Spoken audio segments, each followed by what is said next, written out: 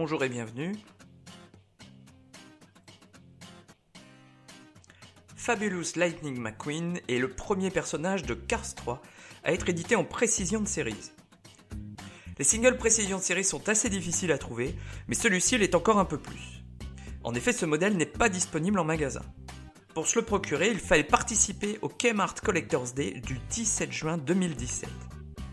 Depuis des années, l'enseigne Kmart organise dans ses magasins une journée dédiée aux collectionneurs avec des assortiments et des modèles exclusifs. C'est un événement très connu des collectionneurs de Hot Wheels et nous avons la même chose pour Cars, sauf que cet événement n'avait pas eu lieu depuis 2013, l'engouement pour cet événement ayant diminué. Kmart retente donc sa chance le 17 juin 2017 à l'occasion de la sortie récente de Cars 3 au cinéma et organise le 11e Collector's Day consacré à Cars.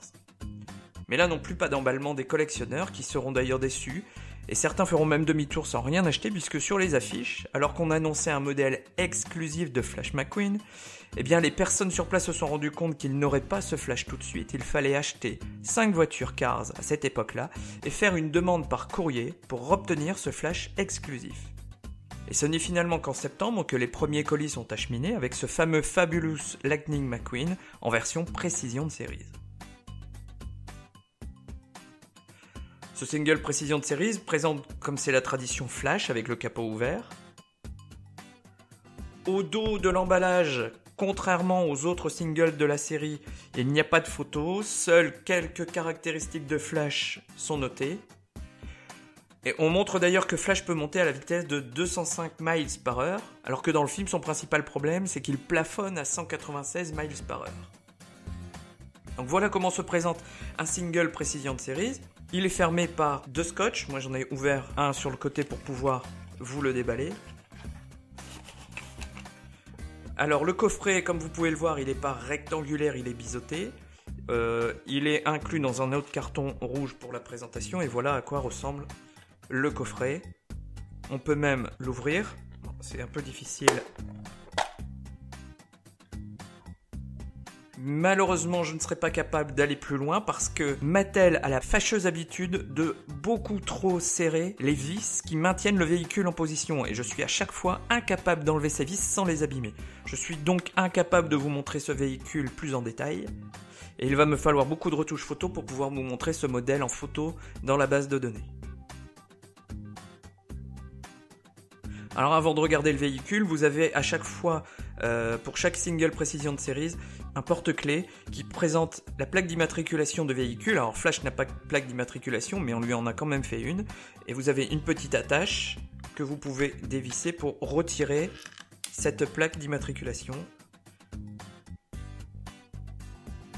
Donc sur la face avant, on retrouve le numéro de 95 et de Fabulous Lightning McQueen. Et quand on retourne, vous avez une photo de cette version de Flash avec encore une fois les caractéristiques qui sont répétées. Mais alors cette fois-ci, on se contredit puisqu'on dit que Flash peut rouler presque à 200 miles par heure. Et là, on rejoint un petit peu plus les caractéristiques de Flash dans le film. Vous pouvez repositionner dans le sens que vous voulez le porte-clés. D'ailleurs, celui-ci, il est en métal. Alors en détail, Flash McQueen est présenté avec le capot ouvert. On peut voir que le moteur qui s'y trouve est plutôt détaillé, avec une partie chromée, une partie des éléments de différentes couleurs. On a du gris, du noir, des câbles bleus et des bouchons de radiateur rouges. Les pneus de Flash sont en caoutchouc. Et si vous possédez également le single Precision Series de Flash McQueen, issu du premier film Cars, ces pneus étaient plus détaillés et sculptés. Ici, les pneus de Fabulous Lightning McQueen sont des pneus lisses. On ne le voit pas non plus, mais le dessous de la voiture est gris et quasiment identique au modèle grand public, alors que le dessous du Flash McQueen Precision Series, lui, est de différentes couleurs. Il est beaucoup plus détaillé, beaucoup plus travaillé. Et cette version donc de Flash McQueen, en hommage à Doc, on retrouve à l'arrière Ford Doc Hudson. Et surtout, on voit la différence entre le modèle classique et le modèle Precision Series puisque le détail de l'aileron arrière de Flash est très précis et on ressent même tous les éléments en relief lorsque l'on passe son doigt dessus. Dernière remarque sur cette version de Flash McQueen, vous aurez remarqué qu'ils ont utilisé le même moule que pour la version classique, c'est-à-dire que la forme de Flash McQueen est un petit peu plus rétrécie que la version qui avait été produite jusqu'à maintenant. Alors c'est dommage parce que moi je préfère largement la première forme de Flash McQueen. Je n'arrive vraiment pas à m'habituer à cette nouvelle version qui pour moi ne rend pas du tout hommage au personnage. C'est dommage, Flash pour moi c'est mon personnage préféré dans Cars et je n'arrive pas à m'habituer à tous ces modèles Cars 3 qui sont faits avec un nouveau moule.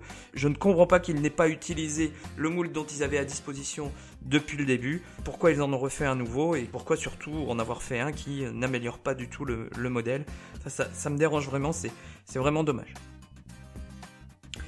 Voilà pour ce modèle. Merci d'avoir suivi. N'oubliez pas de consulter régulièrement la page Facebook et la base de données pour suivre l'actualité de votre collection. Merci et à bientôt.